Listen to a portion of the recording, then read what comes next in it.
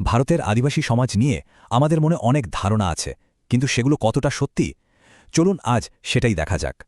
ভাবলেই চোখে ভাসে জঙ্গলে থাকা একদম আলাদা একটা সমাজ, কিন্তু এটাই কি আসল ছবিটা? আচ্ছা, আদিবাসী শব্দটা আসলে কি বোঝায়? এটা কিন্তু আক্ষরিক অর্থে নয়, একটা সমাজতাত্ত্বিক পরিভাষা। বিশেষজ্ঞদের মধ্যে দুটো মত ছিল। একদল বলতো তারা বিচ্ছিন্ন, আরেক দল বলতো বাইরের জগতের সাথে যুক্ত। একটা খুব চালু ধারণা আছে যে আদিবাসীরা নাকি বছরের পর বছর একই জায়গায় থেকেছে। কিন্তু এখনকার গবেষণা বলছে এই ধারণাটা ঠিক নয়, একদমই না। আসলে লোক বাড়লে বা নতুন জমির খুঁজে, এমনকি নিজেদের মধ্যে লড়াইয়ের কারণেও তারা জায়গা বদল করত। আর তাদের অর্থনীতি, সেটাও কি শুধু বন জঙ্গলের উপর নির্ভরশীল ছিল?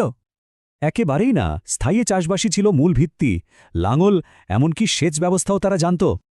আরেকটা কথা খুব শোনা যায় যে আদিবাসী সমাজে নাকি কোনো ভেদাভেদ ছিল না।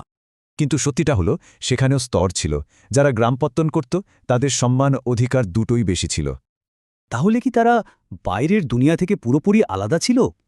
এই ধারণাটাই বা কতটা সত্যি? বিশেষজ্ঞরা এখন বলছেন এই বিচ্ছিন্নতার তত্ত্বটাও আর খাটে না। তারা নিজেদের রাজ্য গড়েছে, আশপাশের লোকেদের থেকে চাষ শিখেছে, বাইরের কারিগরদেরও কাছে টেনেছে।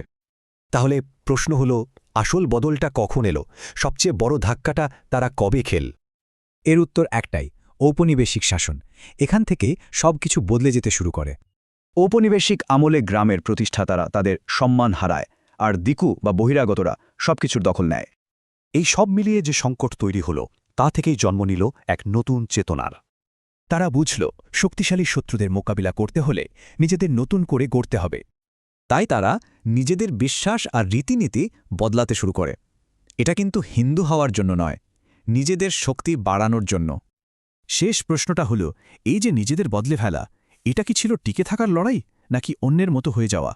ভাবার বিষয়, তাই না?